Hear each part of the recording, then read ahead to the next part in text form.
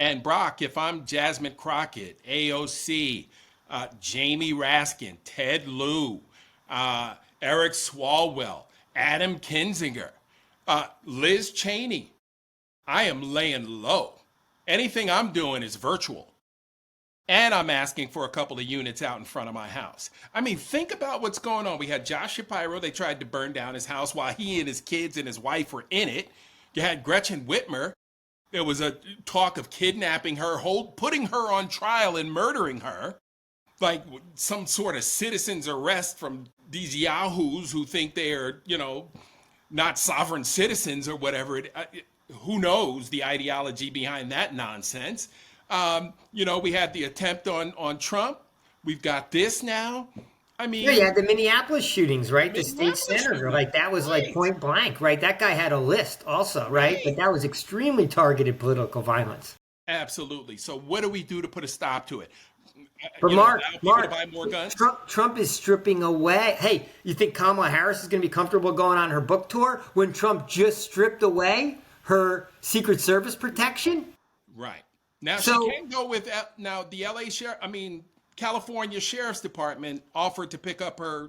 Okay, so duty, but it's not nationally, or just locally.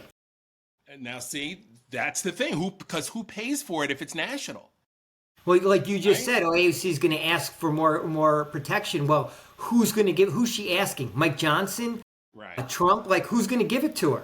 Right. Kash Patel? No, you're right. Pam Bondi? No. You're right. That part of it is by design. This is intimidation by design. This is to keep people fearful. This is to keep the AOCs of the world from having large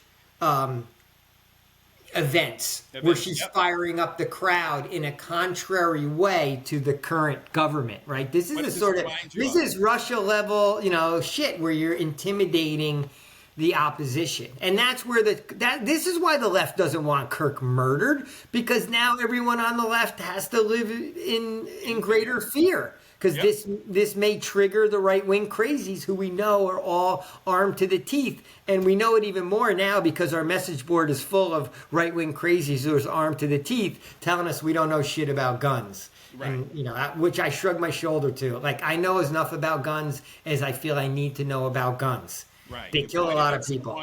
If you point it at someone, the result is going to be probably disastrous. That's all I need to know. Right.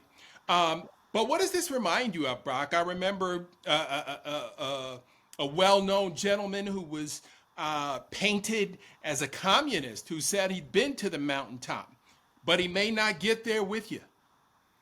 And regardless of the fear, regardless of the threats, he kept on preaching and kept on asking America to live up to its promise, knowing.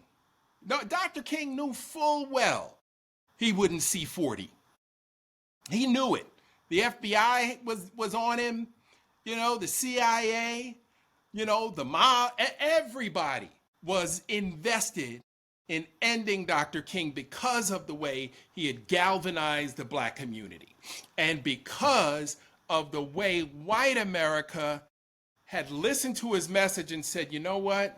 It does make kind of sense. He's got a point there, right? Level-headed white Americans were in a lot of these marches as well.